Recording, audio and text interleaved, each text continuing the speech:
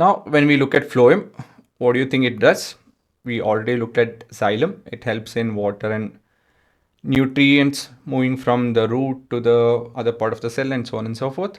So the remaining part is what is being prepared or what is prepared by the leaves through the process of photosynthesis, that is going to be translocated. We have a new word here, translocation. Okay, it helps in translocation of what? Sugar, amino acid, to name a few. One speciality about phloem is that it's not only upward movement but also down. Up and down movement is possible with phloem. Again, the small facts can be asked directly and indirectly. And the component that helps with this, it has a special name. Any idea? What is this and what is this? This is a tube, test tube, is it not? And this is your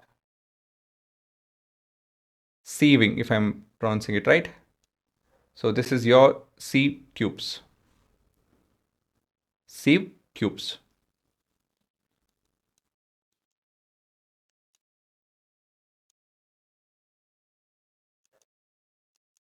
So it's part of your phloem.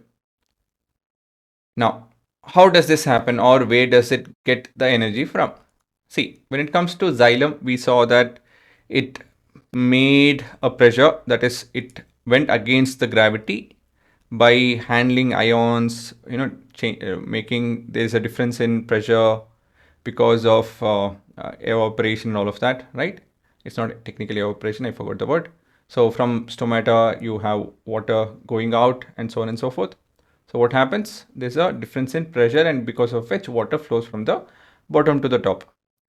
In case of phloem, it makes use of the energy. It makes use of ATP. Okay guys, so let's look at the theory part. Now, how does translocation occur in phloem and what are the key components involved? Translocation in phloem takes place in sieve tubes with the assistance of companion cells. It can move material both upward and downward direction within the plant. Actually, we need to define translocation. Translocation in plant refers to the movement of soluble product of photosynthesis such as sugar from the leaves to the other part of the plant. This process occurs within phloem, which substances are translocated per se. So the product of photosynthesis, primarily sugar, amino acid and other substance. How does translocation occur in phloem and what are the key components involved? Translocation in phloem takes place in sieve tubes. This we already read.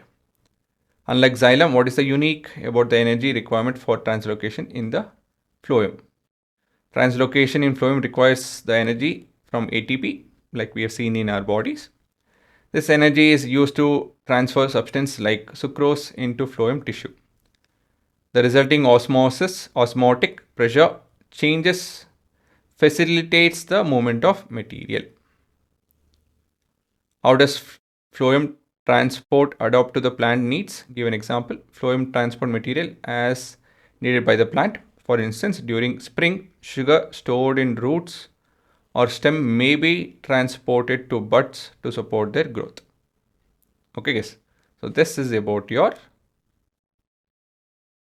phloem.